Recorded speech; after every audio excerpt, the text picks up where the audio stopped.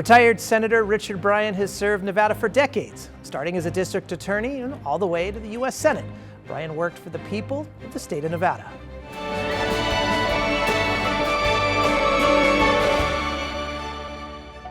Support for Nevada Week in person is provided by Senator William H. Hernnstadt and additional supporting sponsors. There are a handful of people who worked in politics that can say they are admired and respected by both sides of the aisle. Former Senator Richard Bryan falls into that category. He started out as a deputy district attorney in Clark County in 1964, and from there he served in the state assembly and the state senate, then as governor from 1983 to 1988, and from there he served 2 terms in the U.S. Senate, where he authored and helped get passed a number of important pieces of legislation, including the vital Southern Nevada Public Land Management Act in 1998.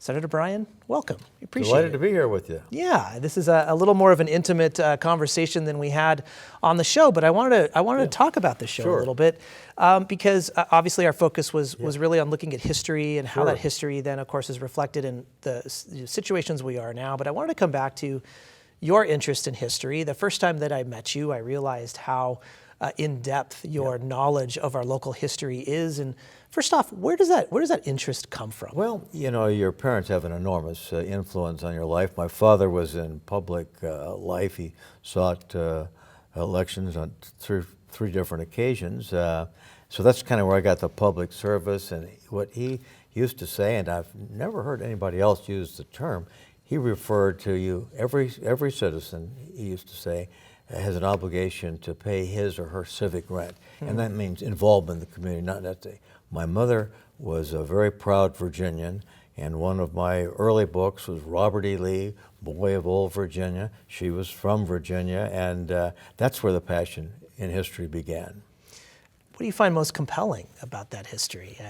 Well, I find it interesting. I'm interested in a wide range of history. I don't know much about the history in South America other than, you know, the conquistador period and, you know, the Spanish and the Portuguese and what's occurred during the 19th century when they got their individual independence. But I think it's so instructive because it explains so much of why things are the way they are. We were talking in your show about water. We get out of Lake Mead 300,000 acre feet a year. California gets 4.4 million. Even New Mexico gets 700. So how could we have allowed that to occur? We must have really had bad representation. No. In point of fact, the state's population at that period of time was probably 50, 60,000, maybe 70,000 people. Yeah. I mean, there was no thought that Southern Nevada would ever need that much, but there certainly wasn't a legitimate argument to give it more water than, say, Utah or New Mexico, and so that context is helpful. And it's incredible to see what we've done with that water. I mean, how it has then forced us to be extremely innovative, and something obviously that you were very engaged in is having the political will to be able to move things forward so that we're using water in the right way is such a big important part of it. And we've made progress on that. I mean, the water challenge is out there. I don't want to minimize that, but clearly we're consuming less water today than we did a couple of decades ago, even though the population has grown by several 100,000. And some of the things that all of your viewers will know, the 1 day of watering during the winter months and 3 days, you know, in the fall and the spring, and then 6 days during the summer, virtually every day except Sunday. So but we're going to have to do more, and that's going to require some creativity, some political leadership, and the will to do things. The legislature, for example, in this past session, earlier this year, the regular session, imposed some legislation I think goes into effect in 2026, which eliminates all, as they call it, non-functional grass. That is to say, you know, parks, absolutely, but if it's the entrance to a big hotel or, you know, so many of our gated communities, that grass is going to have to be replaced. And there are going to be people that don't like that. In my own view, it's not going to be as pretty, but I mean, as a practical matter, we've got to deal with this water issue because by every indication, it's not going to get better. it's going to get worse. It's going to get worse. And that also brings in, it's not only, of course, the local issue, and we're doing what we can, but it becomes so much more of a regional issue. And so that's why our relationships with, of course, Southern California and Arizona and even New Mexico and even the Upper Basin become so important. And it seems like we're doing the right things there, too. It seems like we're trying to be as collaborative. We are. I think we are. I give Pat Mulroy, who, was kind of, I always referred to her as the water czarina. She was smart, tough, and she represented us extraordinarily well. And I'm not suggesting in any way that her successor is not doing an outstanding job. But she was the lady on the Colorado River that knew just about as much as can. She was clearly a very formidable force for us. Yeah. I want to talk a little bit about historical preservation. You are on many committees for both historical preservation here in Las Vegas, but also statewide too. This is a little bit of a conundrum, I think, for us that live here, because we implode so much, we plow over so much, and then we regrow and we reinvent, which is what we talked about on the show. Yeah. But how good are we doing at preserving some of these pieces of our history here? We could be doing better, but at least there's more focus on it now. There's more focus, there's more discussion. The city of Las Vegas has the Centennial Commission, and it generates its revenue from the city license plates, the Las Vegas, the Centennial plates that are still being sold. That's an enormous source of revenue, and people who have a passion or interest, to buy one of those plates helps fund some of the activities that we create. We provide funding for scholarship, people that want to do a study on some aspect of Las Vegas. It's confined just to Las Vegas under the statute, and so we're doing better at that. There is some recognition. It is hard because Las Vegas is kind of, the thing that makes it so dynamic is the energy level. Let's do it. In other parts of the state, say, well, no, wait a minute, that could create this problem. If the issue is there's a mountain in the way, and there's some hyperbole in this, we'll level it, just take it away. Yeah. Hard charging, let's get it done type of thing. That's very positive and has contributed enormously to the dynamic and the growth. New people coming into the community are embraced. If they have leadership qualities and interest in various organizations, they're welcome, as opposed to saying, well, after you've been here 5 or 10 years, you might be considered for a board appointment. That's just not the case. So.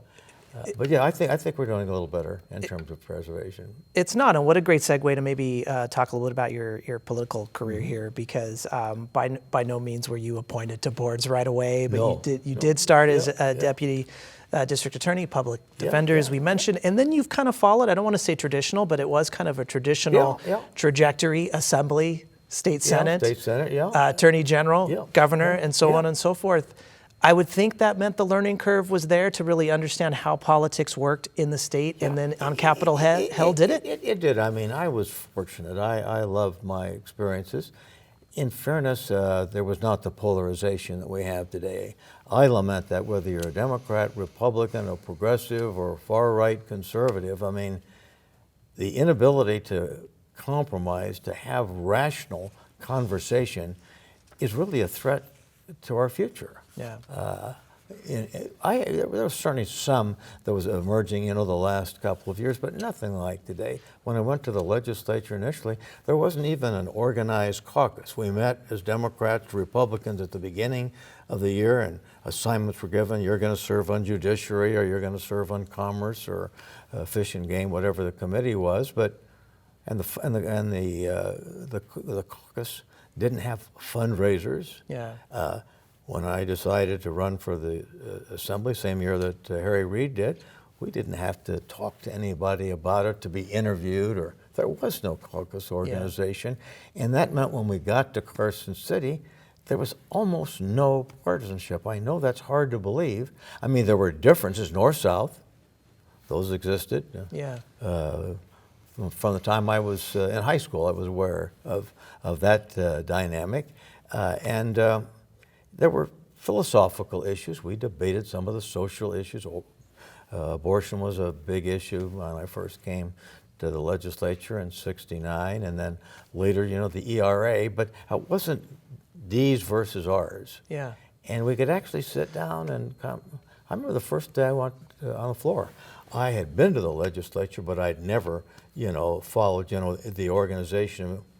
Howard McKissick, Republican, first Republican-controlled state assembly since Herbert Hoover was in office in 1920. He stepped on after the platform, Dick, we're good to have you here. Look forward to working with you. You're going to be sitting over here. I mean, yeah.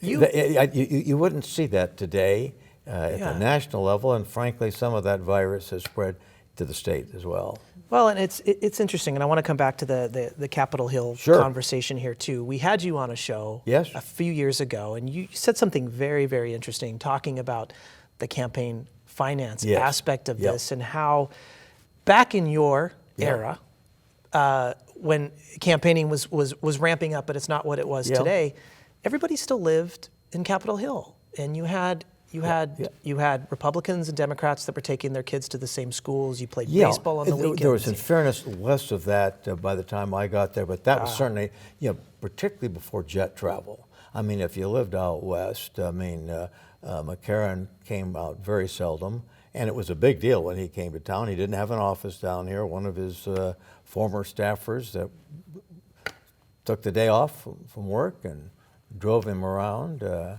But yes, that helped, it seems to me, and some of that was still in existence. In other words, we did a little socializing. Bonnie and I came home most every week, but that helped, and I had bipartisan support for so much of the legislation that I introduced, and some of which passed. But it wasn't, well, if you're a D, you can't be for this, or if you're an R, you can't be. That's a different era, and it's not good for the country. It's not. I mean, if we had to talk about, the lowest hanging fruit as far as a solution, what would it be for you? I'm not sure I could. Well, first of all, I think I left at the right time. Oh. I mean, I think I felt that I could have been reelected. Obviously, that's up to the voters in Nevada. But I was seeing this growing partisanship. Speaking of campaign money, for example, even after I'd announced that I was not going to run for re-election, and this had never occurred in the previous 11 years I was in the Senate, the expectation was, as a Democrat, to go over to the Democratic Senatorial Campaign Office, and we used to call it dial for dollars, spend an hour or two calling prospective contributors. Yeah. Frankly, I didn't like that. I never liked raising money. Yeah. I was scarred permanently when the Huntridge Theater opened in 1944. The admission price for a child was 14 cents around town. My mother gave me 14 cents. My Lord, I learned it was going to cost 25 cents. I spent from the last place in the line up to the booth where you get your tickets, seeking a penny from as many people. I raised 11 cents, and I hated it. We're out of time, Senator, but thank you. And such an important part. Fundraising is fundraising from when you're a kid all the way up to the level of senator. Thank you so much. Enjoyed visiting with you. Absolutely. Well, to see an in-depth conversation with Senator Bryan and other historians about the reinvention of Las Vegas, go to our website, vegaspbs.org/Nevada Week, or tune in on Sundays at 5:30 p.m. and Tuesdays at 7:30 p.m. Thanks for joining us.